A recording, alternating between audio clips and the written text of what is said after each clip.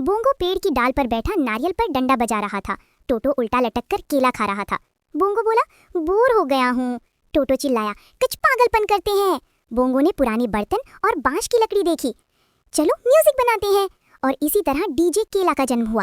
दोनों ने नारियल पीटे, पेड़ों पर ढोल बजाए, पंछी उड़ गए, सांप फुफकारने लगे, पूरा जंगल जुट गया। हाथी, तोते, यहाँ तक कि बाघ भी ताल में पांव हिला रहा था। बोंगो बोला, DJ Bongo in the house. Toto ने कछुए के खोल पर मारा, धमाक, सब नाचने लगे। कछुआ गुस्से में भागा, बाघ छींक पड़ा। दोनों बंदर हंसते हुए पेड़ पर चढ़ गए। जब बोंगो और टोटो म्यूजिक बनाते हैं, जंगल कभी शांत नहीं रहता। सूरज की रोशनी से चमकते जंगल में बोंगो को एक पुराना नक्शा मिला। टोटो उसके कंधे के ऊपर झांक कर देख रहा था।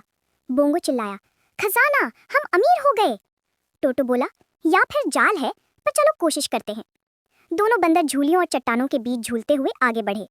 अचानक एक कीचड़ का गड्ढा और दोनों फिसलकर कीचड़ में गिर गए।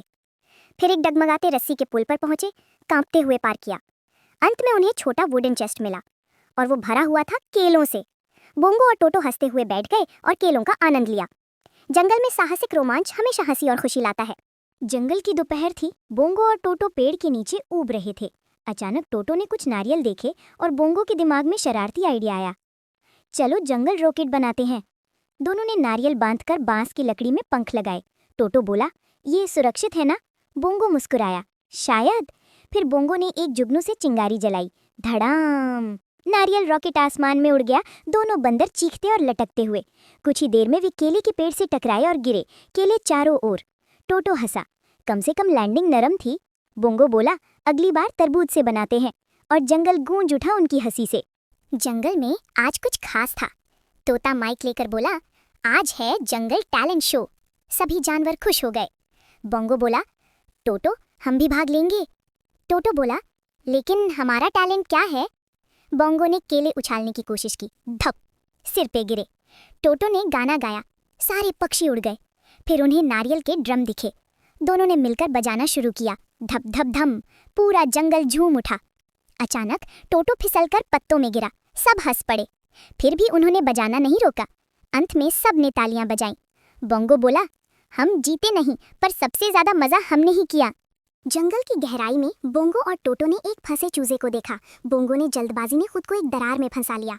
ये देखकर कि केवल वही अंदर जा सकता है, शर्मीले टोटो ने हिम्मत बटोरी। अंधेरी गुफा में वो बोंगो को संकेत देने लगा, जो ऊपर एक छेद से देख रहा था।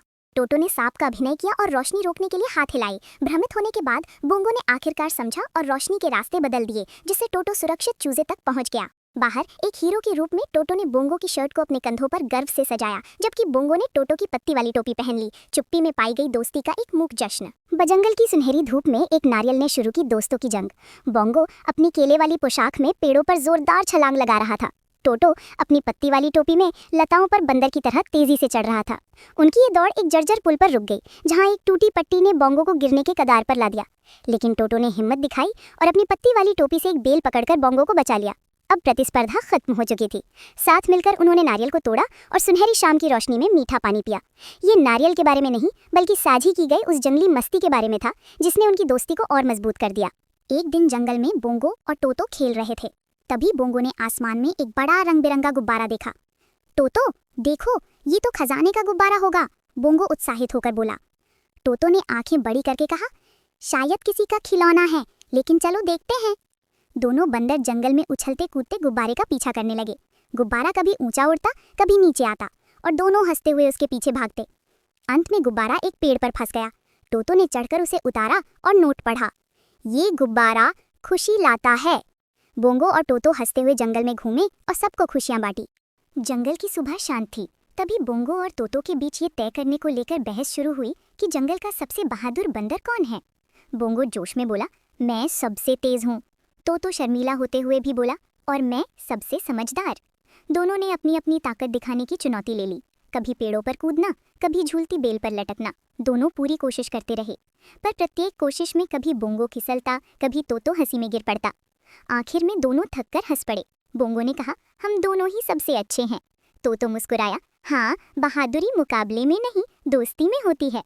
इस तरह उनकी लड़ाई दोस्ती की जीत में बदल गई।